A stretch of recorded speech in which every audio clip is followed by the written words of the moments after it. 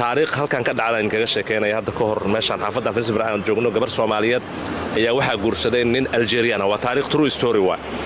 marka gabadhi waa heshiiyeen asaga marka sharci ma lahayn ولجديد وقرصة مركب محياد إنه شرعي كهلا شرعي وكهلي مركب شرعي وكهلي وحكنا لي صدح عرور صدح هذا عرور تأهد شرعي وقاعة شرعي مركب اللوسية قبل وحن آذينه وده مركب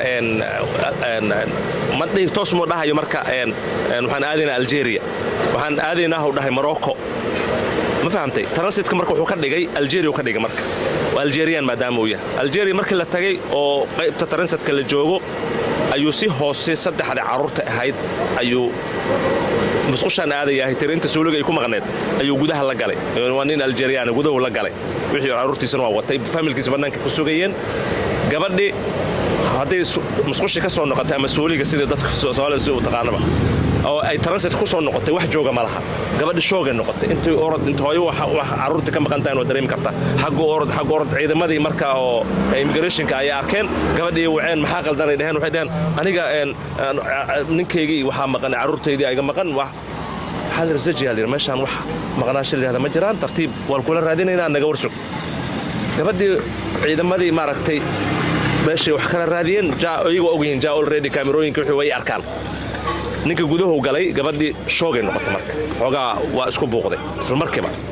markiiba marka waxa halay wacay dhahday marka safaaradda halay wacay dhahday embassiga loo wacay embassiga yimid gabadha sidii lagu la hadlay xaqiiqatan waa arin oo dhab ah oo dhacday waa xaafadeena ka dhacday markii loo wacay embassiga ayaa gabadhii marka way wareystay safaaradda qalada ka socotay xaaladda ka warna liirisaad meeshaasaan u soconay dhahday aniga tigidkii transitka meesha ku waa kan carruurteedii iyo ninkiina ma hayo anaga ka wardoonaa naliira adiga hadda si nabad ah maaragtay waxaan ka codsanaynaa ugu noqoto meesha ka timid oo Ingiriiska ah way dhahday gabadhii markiiba tigidkii waxba safaaraddu la dhamayday diyaaradii sidii ku soo raacday gabadhii ilaahay hadda can you believe ilaahay hadda gabadhii shoog waa يعني مسكحيا حتى مارت اسكو بوقدي بل فير وليبا حتى واسلام فير حتى ما انت qofka marka sii guursana marka dad kale oo gaalaha ma dhaqan kale kii islaamka haysan marka u xumeeyay gabadhii Soomaaliyeed oo sharaf ka lahayd marka nin Soomaaliyeed waxa rabaa ahaado marka dhaqanka marna ma ka tagay oo nin Soomaaliyeed marka walaalayaalow aniga waxaan dur waalidka kula dardaarmaa war gabdhihi laga dhaadhiciyo in dhaqanka uu yahay maaragtay kan Soomaaliga ah wiilka Soomaaliyeed waxa la yiri maaragtay asaga la horeynin xaqiiqatan waxaan la horeynin waa ninka Soomaaliga ah